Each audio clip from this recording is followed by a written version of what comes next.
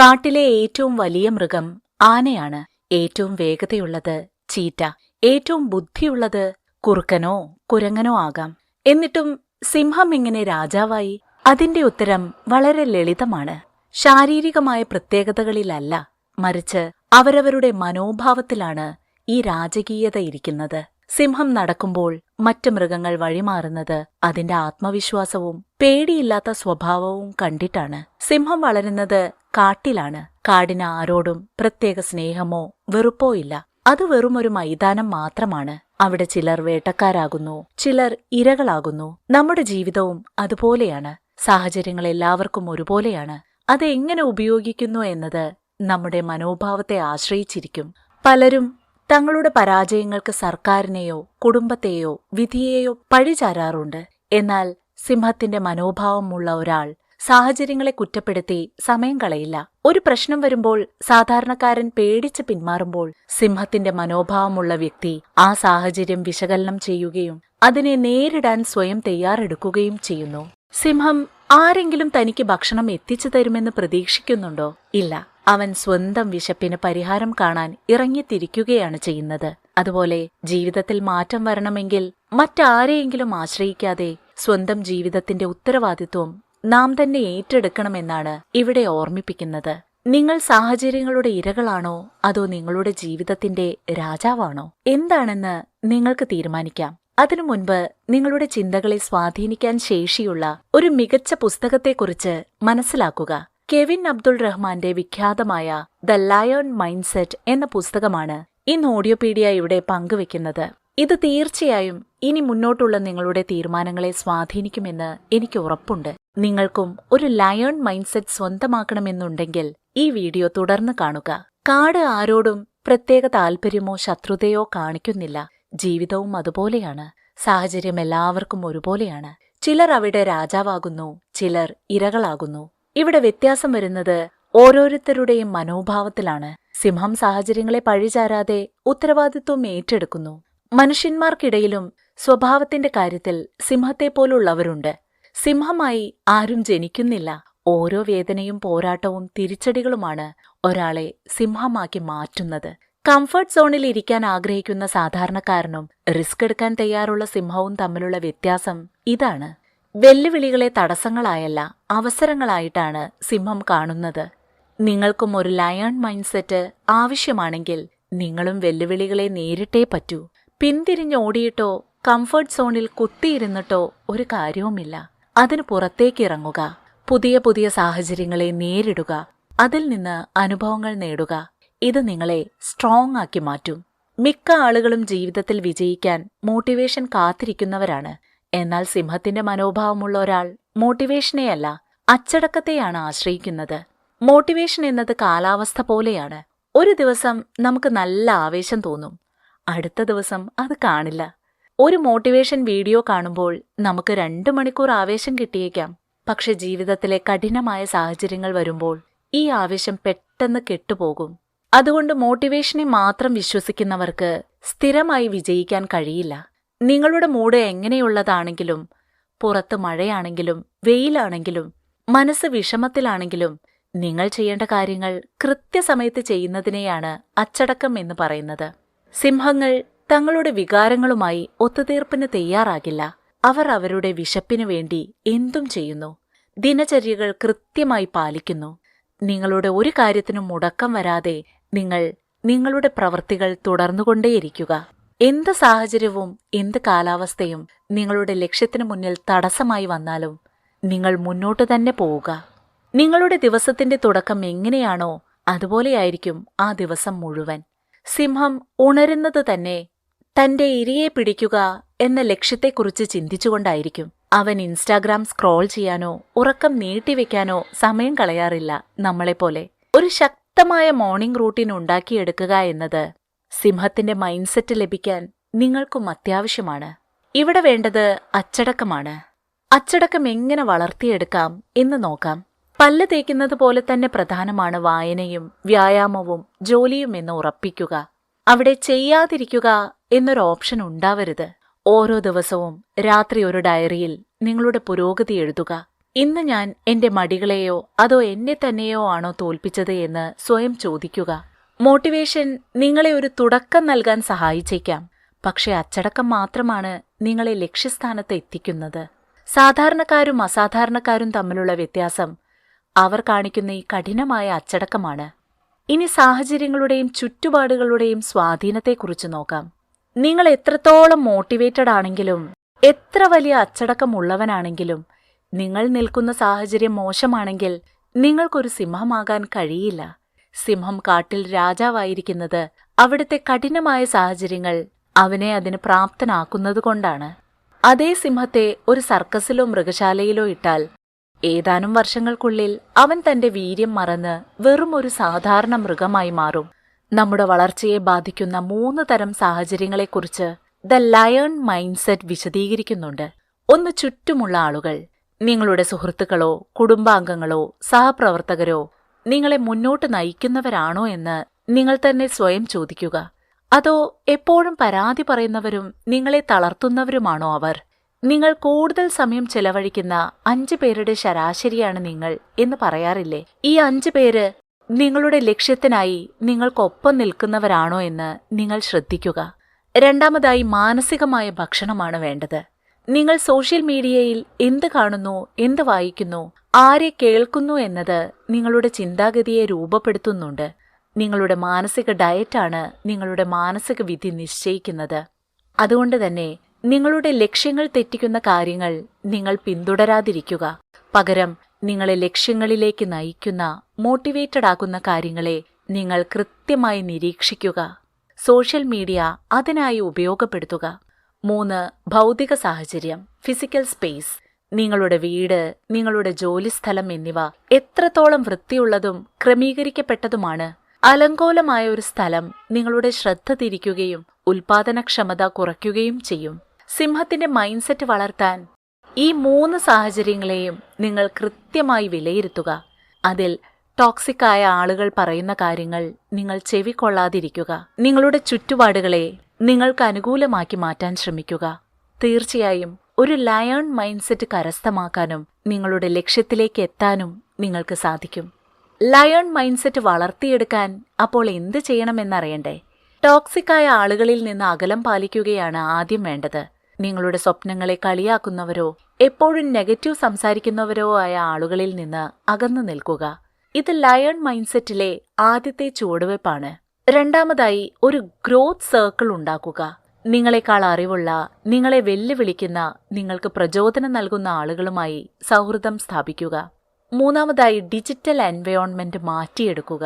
അനാവശ്യമായ ആപ്പുകൾ ഒഴിവാക്കി നിങ്ങളുടെ ചിന്തകളെ ഉണർത്തുന്ന പോസിറ്റീവ് ഉള്ളടക്കം ഫോളോ ചെയ്യുക. സിംഹം കാടിനെ സ്നേഹിക്കുന്നത് അത് സുഖകരമായതുകൊണ്ടല്ല, മറിച്ച് അവിടെ മത്സരിക്കാനും പോരാടാനുമുള്ള സാഹചര്യങ്ങൾ ഉള്ളതുകൊണ്ടാണ്.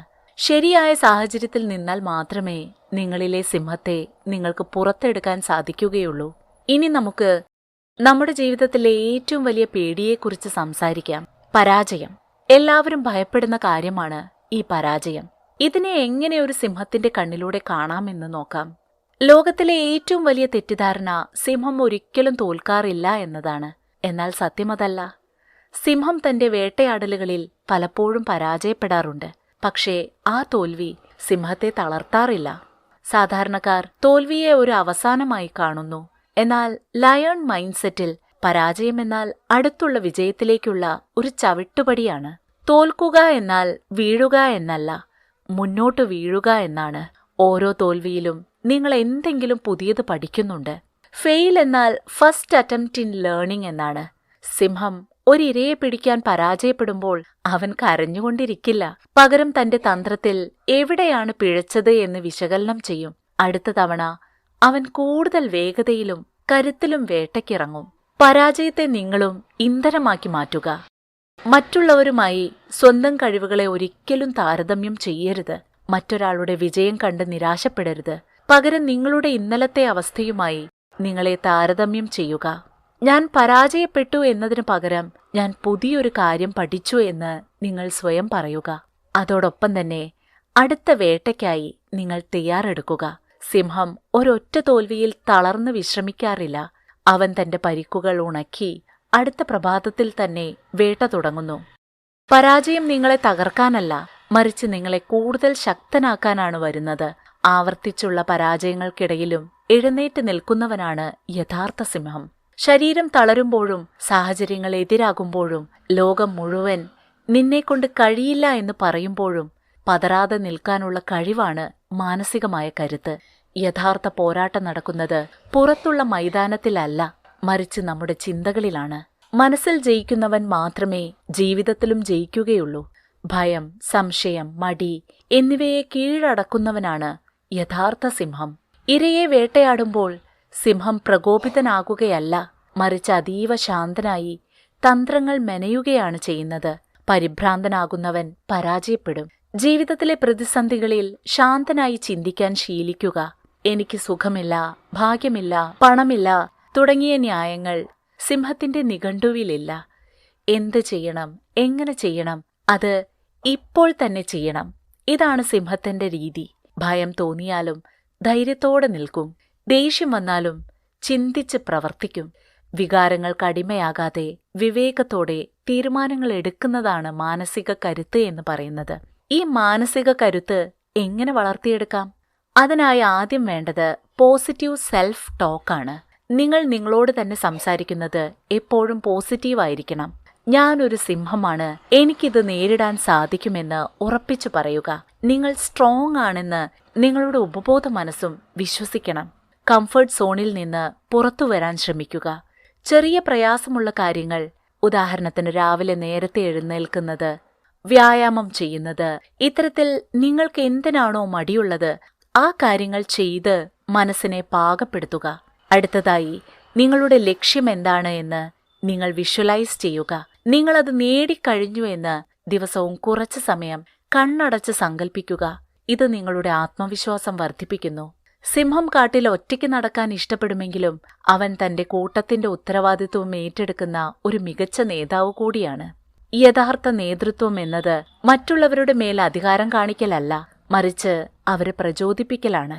ഒരു ബോസും ഒരു സിംഹവും തമ്മിലുള്ള വ്യത്യാസം ദ ലയൺ മൈൻഡ്സെറ്റ് എന്ന പുസ്തകത്തിന്റെ ഓഥർ കെവിൻ വ്യക്തമാക്കുന്നുണ്ട്. ഒരു ബോസ് ഭയപ്പെടുത്തി പണിയെടുപ്പിക്കുമ്പോൾ സിംഹം തന്റെ ആത്മവിശ്വാസം കൊണ്ട് മറ്റുള്ളവർക്ക് മാതൃകയാകുകയാണ് ചെയ്യുന്നത്. ബോസ് പോകൂ എന്ന് പറയുമ്പോൾ സിംഹം നമുക്ക് പോകാമെന്നാണ് പറയുന്നത്.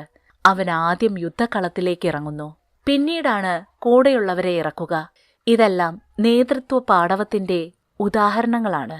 സിംഹത്തിന്റെ നേതൃത്വത്തിന്റെ 4 തത്വങ്ങൾ ഇനി പറയാം. പറയുന്നത് പ്രവർത്തിക്കുകയാണ് ആദ്യത്തേത്. നിങ്ങൾ മറ്റുള്ളവരോട് എന്തുപദേശിക്കുന്നുവോ അത് ആദ്യം നിങ്ങളുടെ ജീവിതത്തിൽ കാണിച്ചു കൊടുക്കുക. സിംഹം വെറുതെ ഗർജിക്കുകയല്ല, അവൻ വേട്ടയാടി കാണിച്ചു കൊടുക്കുന്നുണ്ട്. രണ്ടാമതായി കൂട്ടത്തെ സംരക്ഷിക്കുക. ഒരു നല്ല നേതാവ് തന്റെ ടീമിനെ എപ്പോഴും സംരക്ഷിക്കും. ടീമിലെ അംഗങ്ങൾക്ക് പ്രതിസന്ധി വരുമ്പോൾ അവർക്ക് കരുത്തായി നിൽക്കും. മൂന്നാമതായി പരിശീലിപ്പിക്കുക, പഴി ചാരരുത്. തന്റെ കൂട്ടത്തിൽ ആരെങ്കിലും ദുർബലരാണെങ്കിൽ സിംഹം അവരെ ഉപേക്ഷിക്കില്ല, പകരം അവർക്ക് പരിശീലനം നൽകി കരുത്തരാക്കും. മറ്റുള്ളവരെയും സിംഹങ്ങളാക്കി മാറ്റുന്നവനാണ് യഥാർത്ഥ നേതാവ്. മറ്റുള്ളവരുടെ കഴിവിനെ പ്രോത്സാഹിപ്പിക്കുക എന്ന തത്വം കൂടി ഇവിടെ വരുന്നുണ്ട്. തന്റെ കൂട്ടത്തിലുള്ള ഓരോരുത്തർക്കും ഓരോ പ്രത്യേക കഴിവുണ്ടെന്ന് സിംഹത്തിനറിയാം. അവൻ അവരോട് മത്സരിക്കുകയല്ല, മറിച്ച് അവരെ ഏകോപിപ്പിച്ച് ലക്ഷ്യം നേടുകയാണ് ചെയ്യുന്നത്. നിങ്ങൾക്ക് ഒരു മികച്ച നേതാവാകണമെങ്കിൽ നിങ്ങളുടെ വാക്കിലും പ്രവൃത്തിയിലും സത്യസന്ധത പുലർത്തുക. കാപട്യം കാണിക്കരുത്. സിംഹം ഗർജിക്കുമെങ്കിലും അവൻ തന്റെ പരിസരത്തെ ഓരോ ചെറിയ ചലനങ്ങളും ശ്രദ്ധയോടെ നിരീക്ഷിക്കാറുണ്ട്. അതുപോലെ മറ്റുള്ളവരുടെ അഭിപ്രായങ്ങൾക്കും ചെവി കൊടുക്കുക. ലക്ഷ്യം നേടിക്കഴിഞ്ഞാൽ അതിന്റെ ക്രെഡിറ്റ് എല്ലാവർക്കും നൽകുക. ഒരു സിംഹം വെറുമൊരു മൃഗമല്ല, അവനൊരു ചരിത്രമാണ്. അവൻ തന്റെ ജീവിതത്തിലൂടെ കാട്ടിൽ അവശേഷിപ്പിച്ചു പോകുന്ന അടയാളങ്ങളെക്കുറിച്ചാണ് ഇനി പറയുന്നത്. ജീവിതത്തിൽ കുറേ പണം സമ്പാദിക്കുന്നതോ വലിയ സ്ഥാനങ്ങളിൽ എത്തുന്നതോ മാത്രമല്ല യഥാർത്ഥ വിജയം. പകരം നിങ്ങൾ എത്ര പേരുടെ ജീവിതത്തെ സ്വാധീനിച്ചു, എത്ര പേർക്ക് പ്രചോദനമായി എന്നതാണ് പ്രധാനം. ഒരു സിംഹമാകുക എന്നത് ജയമല്ല, മറിച്ച് മറ്റുള്ളവർക്ക് മാതൃകയാകുന്ന ഒരു പൈതൃകം ഉണ്ടാക്കിയെടുക്കുക എന്നതാണ്. നിങ്ങളുടെ ജീവിതം അവസാനിക്കുമ്പോൾ ആളുകൾ നിങ്ങളെക്കുറിച്ച് എന്തു പറയണം? അവൻ വലിയ ധനികനായിരുന്നു എന്നാണോ, അതോ അവനൊരു പോരാളിയായിരുന്നു, അവൻ ഒരിക്കലും തോറ്റുകൊടുത്തില്ല അവൻ മറ്റുള്ളവർക്ക് വെളിച്ചമായി എന്നൊക്കെയാണോ? ഭയത്തിൽ അധിഷ്ഠിതമായ ഒന്നല്ല, ബഹുമാനത്തിൽ അധിഷ്ഠിതമായ ഒരു പൈതൃകമാണ് സിംഹം ബാക്കി വെക്കുന്നത്. ഒരു ലയൺ ലെഗസി എങ്ങനെ കെട്ടിപ്പടുക്കാം? അതിനായി ഓരോ ദിവസവും ആരെങ്കിലും നിങ്ങളെ ശ്രദ്ധിക്കുന്നുണ്ടെന്നും നിങ്ങളിൽ നിന്ന് എന്തൊക്കെയോ പഠിക്കുന്നുണ്ടെന്നും കരുതി ജീവിക്കുക. നിങ്ങൾ പഠിച്ച അറിവും കരുത്തും മറ്റുള്ളവർക്ക് പകർന്നു നൽകുക. നിങ്ങൾ പകർന്നു നൽകുന്ന ആ വെളിച്ചത്തിലൂടെ നിങ്ങൾ മരിച്ചാലും ജീവിക്കും.